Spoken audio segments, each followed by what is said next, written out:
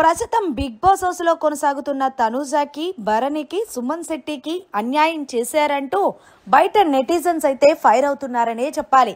ఇక అసలు విషయానికి వచ్చేస్తే బిగ్ బాస్ హౌస్ లో ఎక్స్ కంటెస్టెంట్స్ ని హౌస్ లోకి పంపించి హౌస్ లో ఉన్న కంటెస్టెంట్స్ తో టాస్కులు పెట్టిన తర్వాత ఎవరు విన్నర్ అవుతే వాళ్ళని కెప్టెన్సీ కంటెండర్ చేస్తున్న సంగతి తెలిసిందే.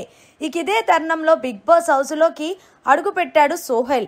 అయితే సోహెల్ కి 2 టాస్కులు పెట్టాడు బిగ్ బాస్. సోహెల్ మొదటి టాస్క్ లోని రీతుని ఎంచుకున్నాడు, రెండో టాస్క్ లో సంజనాని ఎంచుకున్నారు. అయితే సోహెల్ ఏం చేశాడంటే ఇక్కడ కావాలని చెప్పి రీతు అలాగే సంజన వీళ్ళిద్దరితోని ఓడిపోయి వాళ్ళిద్దరిని కెప్టెన్సీ కంటెండర్ చేసేశారు. ఇక తర్వాత ఎవరైతే Shobha Shetty big boss house లోకి వెళ్ళిందో దివ్యాని ఎంచుకుంది. అయితే శోభా శెట్టి కూడా కావాలని ఓడిపోయి దివ్యానేమో కావాలని గెలిపించి దివ్యాని కూడా కెప్టెన్సీ కంటెండర్ చేశారు. అయితే ఇక్కడ ఎవరు కూడా బిగ్ బాస్ హౌస్ లోకి వెళ్ళి ఎవరు కూడా ఓడిపోయి ఇమాన్యుయల్ ని కెప్టెన్సీ కంటెండర్ చేశారు. అయితే ఇక్కడ గమనించాల్సిన విషయం ఏంటి అంటే గనక బిగ్ బాస్ ఎవరిని కెప్టెన్సీ కంటెండర్ చెయ్యాలనుకుంటాడో వాళ్ళనే చేస్తాడని ఈ వీడియో చూస్తే అర్థమవుతుంది. ఇక ఎందుకు అంటే గనక ఇక బిగ్ బాస్ హౌస్ లో అడుగు పెట్టిన గౌతమ్ కృష్ణ గాని, ప్రేరణ గాని, అలాగే ప్రియాంక జైన్ గాని వీళ్ళు కావాలనే బిగ్ బాస్ ఇది చేసి వాళ్ళ ముగ్గురు కూడా టాస్కుల్లో విజయం సాధించేలా చేసుకున్నారు.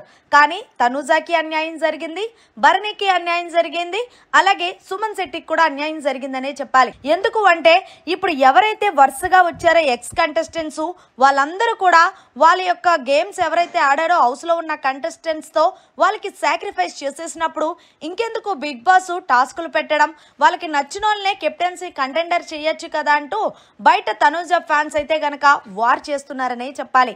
మరి మీకు కూడా ఇలానే అనిపించిందా లేదా అనేది కమెంట్ చేయండి. సో ఫైనల్ గా కెప్టెన్సీ కంటెండర్ గా నిలిచిన వాళ్ళు కళ్యాణ్, డెమోన్, ఇమాన్యుయల్, సంజన, రీతు, దివ్య. మరిన్ని లేటెస్ట్ లైవ్ అప్డేట్స్ కోసం చూస్తూనే ఉండండి మన ఛానల్.